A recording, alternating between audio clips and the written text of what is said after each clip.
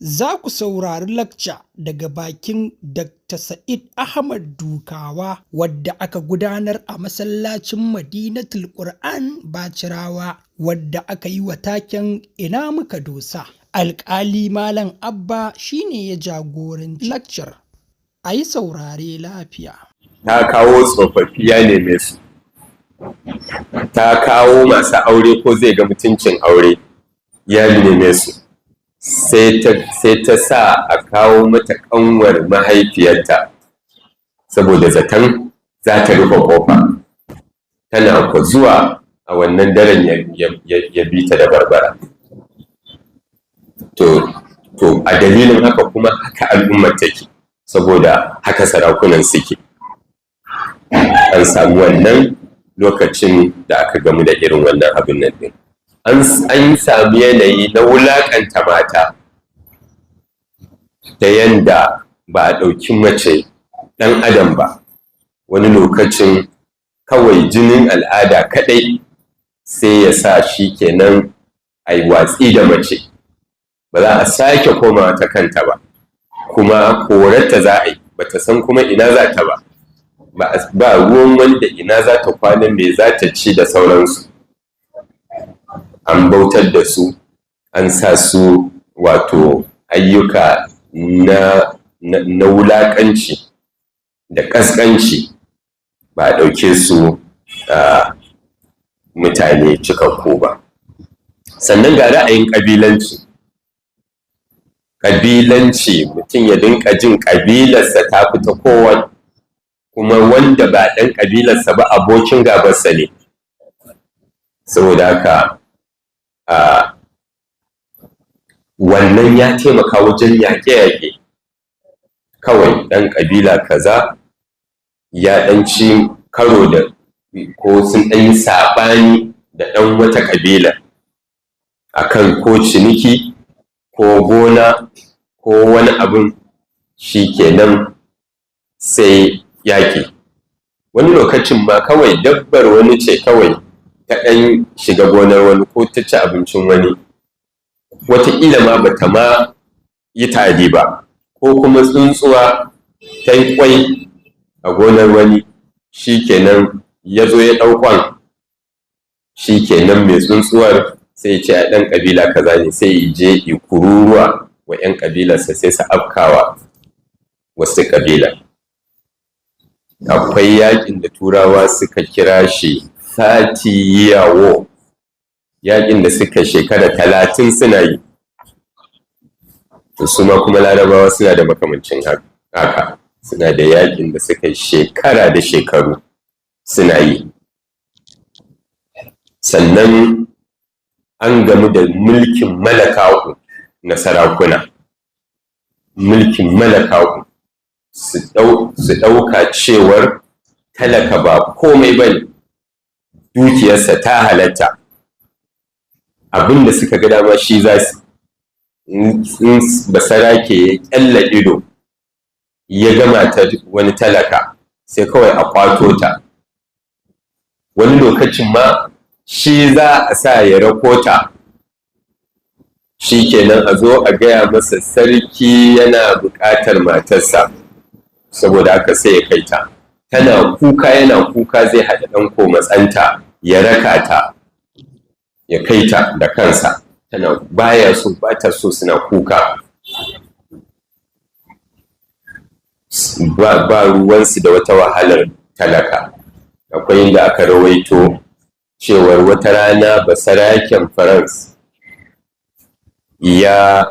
matarsa ce, ‘yar aiki ce, ta leƙa ta taga sai ta ga ana zanga-zanga, sai ta maza ta kirawo matar sarki. Matar sarki ta zo ta ce, wannan mutanen fa, ‘yar aiki ta ce zanga-zanga suke, ta me? Wai sun rasa biredi. Kar ku manta, lakcar ta zo muku daga masallacin Madinatul Qur'an Bacirawa wadda alƙali Malam Abba ya jagoranta. A yi saurare lafiya. Sai ta ce shai, da suka rasa biredi mai hana su ci kek. Wataƙila ku gane wannan wannan zaurancen ba, shi yasa ba dariya ba kabbara. To bari muku gwari kamar a ce a ƙasar Hausa mutane su yi zanga-zanga saboda sun rasa masara, ma'ana in Bahaushe ya ce yana neman na masara yana neman abinci, ba masarar ba, abinci yake nema, saboda haka na masara yake nema. Shi kenan sai kawai wani ya ce in ban da sakarci, in baka samu masara ba ka ci shinkafa mana. Da masara da shinkafa wanne ya fi tsada? To saboda tsabar rashin sanin wani hali talaka yake ciki, to bata ma san cewar wannan biredin da ake magana abinci ake nufi ba, kuma mafi sauƙi a cikin abincin wanda ya fi kowanne araha shi aka rasa, sai ta faɗi wanda ifi tsada. Da aka rasa mai araha, me yasa ba za a ci mai tsada ba? Ai rashin tsabar talauci ne yasa ba za a iya cin mai araha ba. To muwa kuma a wannan ƙarnin mun samu makamancin haka. Akwai lokacin da gwamnati daga cikin gwamnatocin da suka shuɗe aka koka ta an ƙara tsadar fetur, sai wani mala'u yake mamakin me ake kuka da ƙarin tsadar man fetur ɗin ne. Ce saboda masu janareta yanzu ba sa iya kunnawa su aiki, sai ce yowa ice da fetur ake kunna janareta, da diesel ake kunna janareta. Haka ya faɗa fa. Bayan shi ma'ana magana ɗan ƙanƙanin janaretan da ake sawa fetur a kunna a ɗinkin keke da daddare da sauran ƙananan sana'o'i su ake magana. Shi kuma saboda duniyar da ike ciki bai san wannan ba, ya san duk da gidan da ike, da ofis ɗin da ike, da gidajen waɗanda ike zuwa ziyara, da ofisoshin da ike zuwa, duk da manya-manyan janareta masu aiki da diesel yake amfani. Shi ne imamaki, to me za a yi rigima akan ƙarin fetur bayan da diesel ake amfani?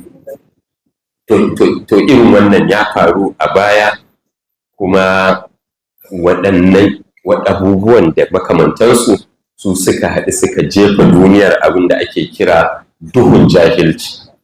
Larabawa suna kiransa jahiliya, lokacin jahiliya. Turawa suna kiransa dark ages. Babu ilimi, babu kiwon lafiya, babu isasshen abinci, sai ƙabilanci, sai yaƙe-yaƙe, sai camfi. Garin camfi a Turai suka ga masu ilimin falsafa na girka suna zuwa da abubuwa da wuce hankalinsu, sai suka ce camfi ne, sai suka fara kashe wannan malaman falsafar, suna ƙona littattafansu. To suna cikin wannan duhun jahilcin sai Allah ya kawo annabi Muhammad sallallahu alaihi wasallam, sai musulunci ya haska duniya. Sun kira shi dark ages, duniyar da take cikin duhu, sai haske ya zo na musulunci ta hanyar annabin rahama Muhammadu Rasulullah. Ba da wani daɗewa ba sai wannan duhu ya fara kawa, har sai da kauce gaba ɗaya, kuma manya-manyan abubuwan da suka haifar da wannan guda hudu ne zan takaita a kansu. Akwai ƙari, amma zan takaita akan manya-manya guda hudu. Na farko tauhidi, kaɗaita Allah subhanahu wa ta'ala, saboda duk wannan kwaramniyar da ake wani lokacin ana ɗan adam yadda Allah ya halicce shi yana ta neman shiriya ne a kullum, ina zai same ta sai ya rasa. Sai annabin rahama ya zo da tauhidi, cewar babu wani abun bauta da gaskiya sai Allah subhanahu wa ta'ala, sannan babu wani abun yi wa biyayya ba tare da sharaɗi ba sai Allah subhanahu wa ta'ala, saboda shi kaɗai ne, kuma ga kaɗaitakar tasa nan yana ta nuna muku a rayuwarku ta yau da kullum, yana ta nuna muku shi kaɗai ne fa, don ku san wanda duk yake wannan ashe kuwa shi kaɗai ya cancanci abu umarninsa, kuma shi kaɗai ya cancanci abautawa. Alal misali, wato kaɗaitakar Allah, wahadaniyarsa kenan, tana cikin komai na rayuwa da rayuwar da abin da yake cikin rayuwar.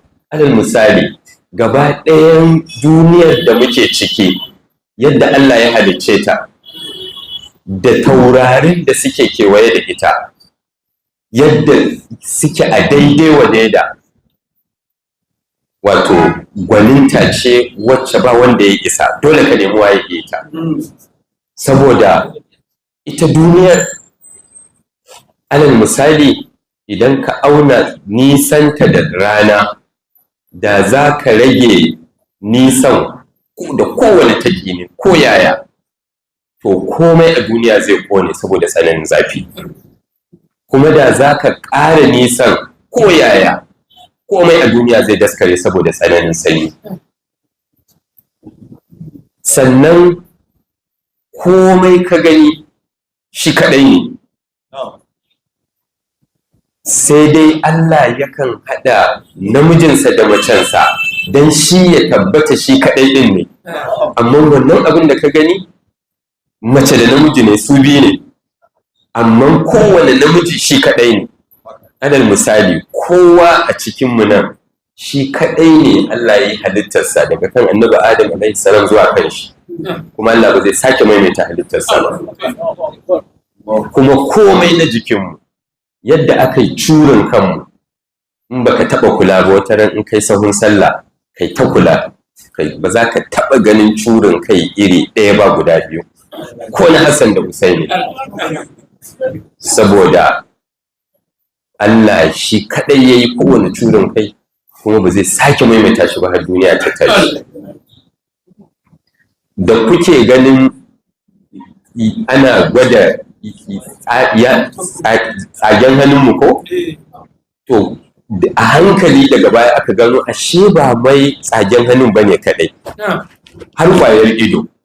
Shine yanzu in kun yi tafiya za ku ga daga cikin abin da ake, bayan ka sa hannu a na'ura, za ku ga ka kalli na'urar a ga kwayar idonka, saboda kowace kwayar ido ita kaɗai ce daga kan annabi Adam alaihi salam zuwa ita, kuma Allah ba zai sake maimaita ta ba duniya ta tashi.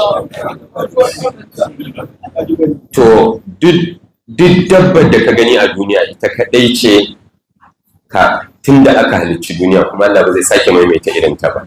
Duk tsuntsun da ka gani shi kaɗai ne, kuma Allah ba zai sake maimaita irinsa ba. Duk ƙwarin da ka gani shi kaɗai ne, kuma Allah ba zai sake maimaita irinsa ba.